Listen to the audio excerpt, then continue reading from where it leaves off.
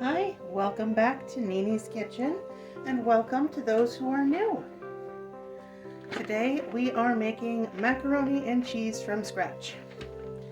It is easier than you may think. Right now, on the back burner, I've got a pot of water boiling. I started out before I started the video, so I'm going to pour in our elbow macaroni, the whole pound. We're going to need to stir it every so often.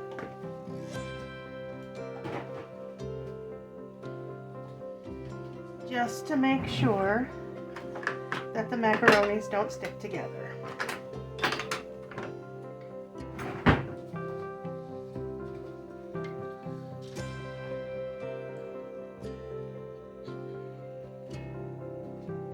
Okay, now for our mac and cheese, this is kind of a variation also on Betty Crocker. Mostly I use that to get the ratio of cheese to pasta.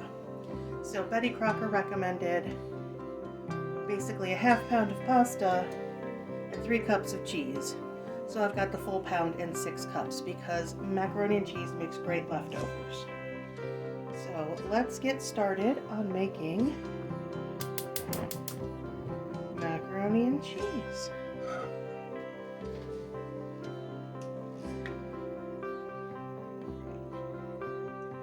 Starting with a little olive oil, just so I can saute our onions and garlic.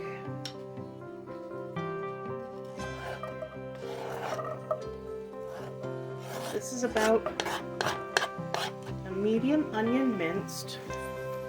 Most of it got in the pan. It's a weird angle with the camera setup. So that's about a medium onion. And that's the lid to the garlic. Now you can use whole garlic cloves and smash them up, but jarred, it's totally okay. Remember, we're not food snobs here. We're just trying to make some good food.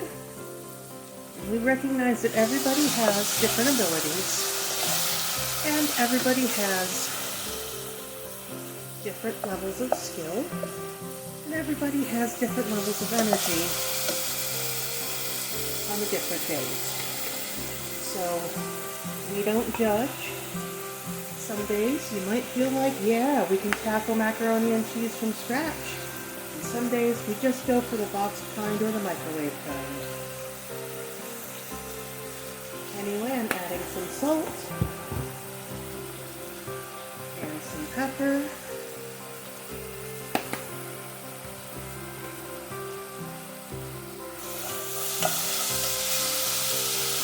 We'll set these to saute.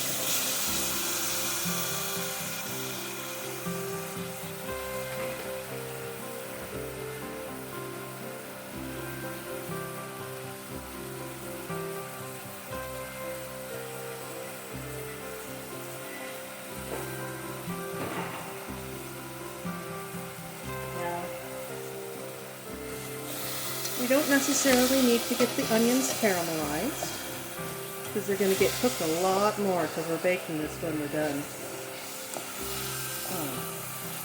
And I already have my oven set to 350. But we do want to get the onions and the garlic pretty soft. So we don't need a constant stir, but we do need to stir every so often. Now, macaroni and cheese is a favorite thing for me to make after a party where we've got a whole bunch of varieties of cheeses. So, in this case, I've got some leftover Swiss cheese, some provolone, some American, some I think Gouda, more provolone. I've got the end of a bag of shredded Mexican cheese. It's all going to go in the pot. That makes it so much more rich in its flavor. So I don't often have the spoons or desire to make mac and cheese from scratch unless I've got a lot of different cheeses.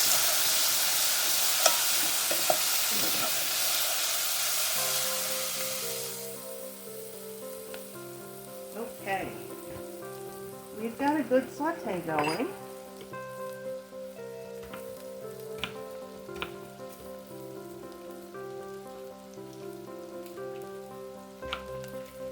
So what we're going to do next, we're going to add some butter.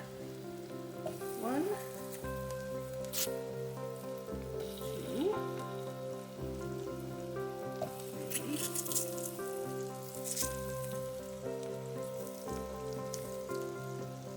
4 tablespoons butter. Now we are going to make a roux out of this.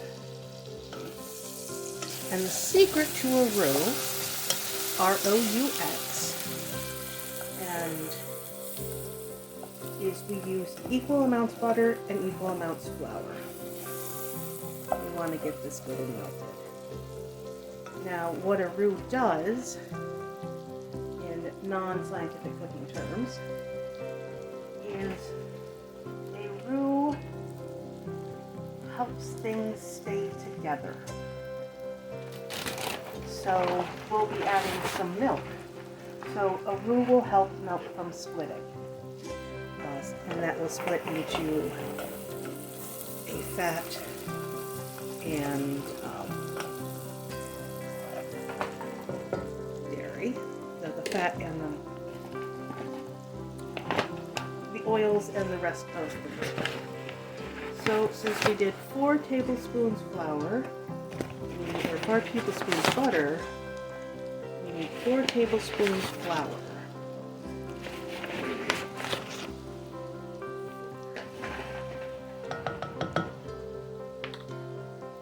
And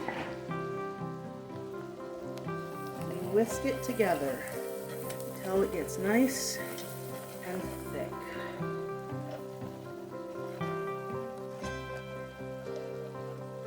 Okay. We're making it so we've made a little paste. And now we can add our cup of milk. And that will help keep it integrated and creamy.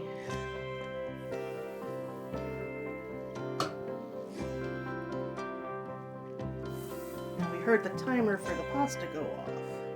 So I want to get this integrated before I dump the water.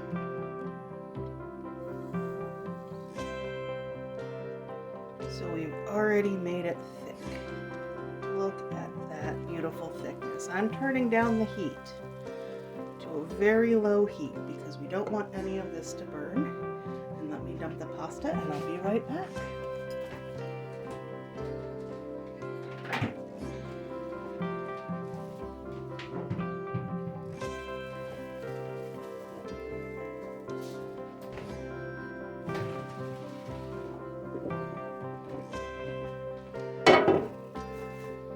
Okay, get this back up to temperature a little bit.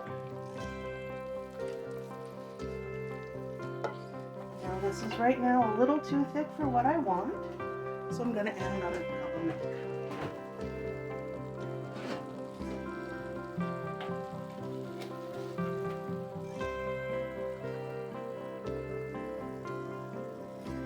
Another cup of milk.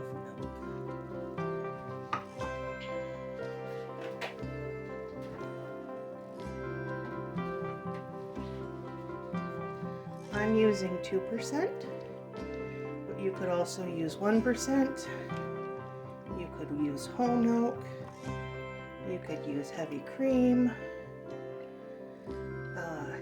It will make slight differences in the creaminess of everything and the calories of everything, but since we're making mac and cheese, we know it's going to be full of calories. Okay. Now we're going to start adding in our cheese.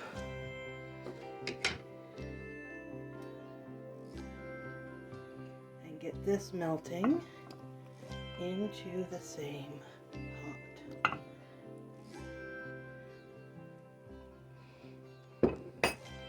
This is just the first round.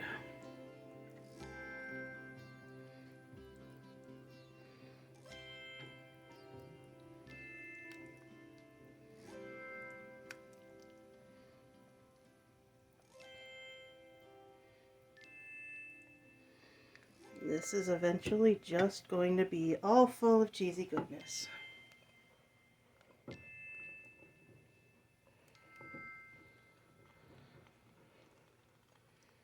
All right.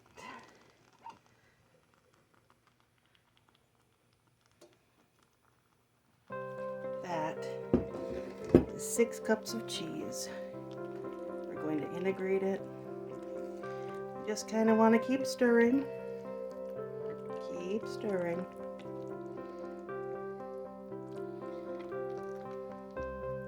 It will eventually all integrate together.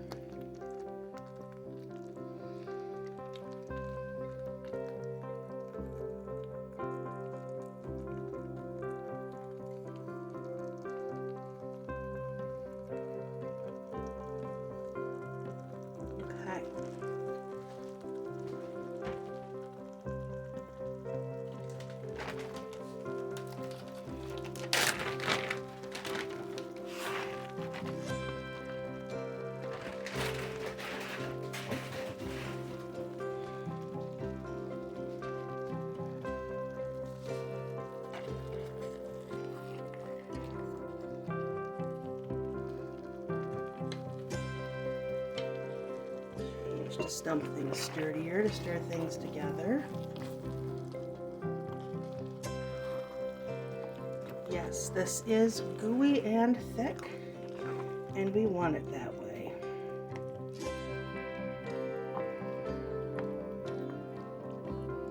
Kind of want all of our cheese, sorry, bumped the camera, all of our cheese to melt together.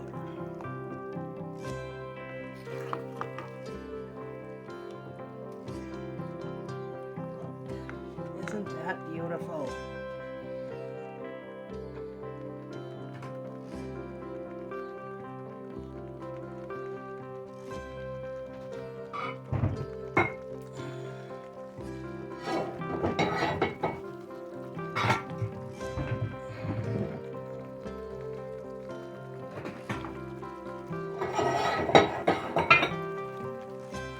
Now I'm getting down couple of different baking dishes because I'm going to bake this in 2.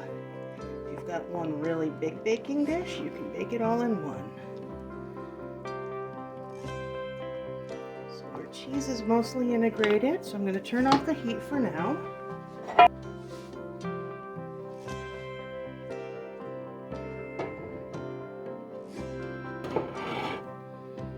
Okay. Now we have our big bowl of macaroni. I'm going to pour in our big bowl of cheese, our big pan of cheese.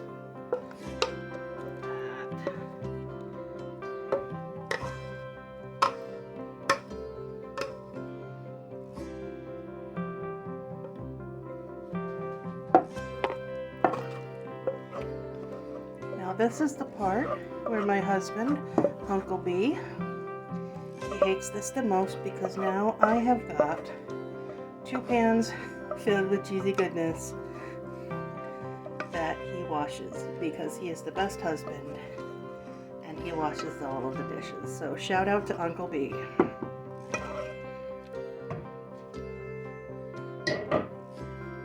Sorry for making you dizzy again.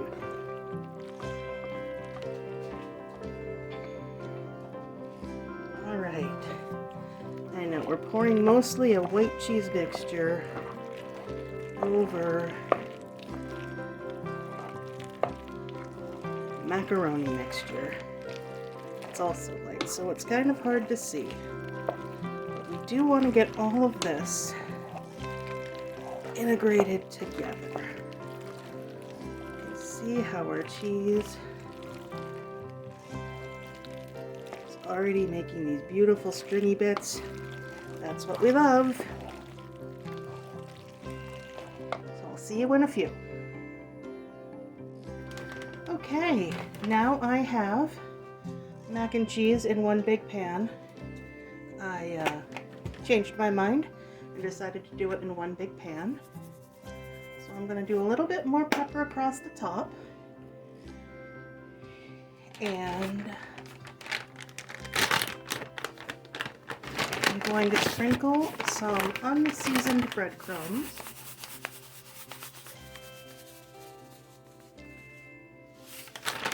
This is going to help it get a wonderful little crust on top. And so now I'm going to stick it in the oven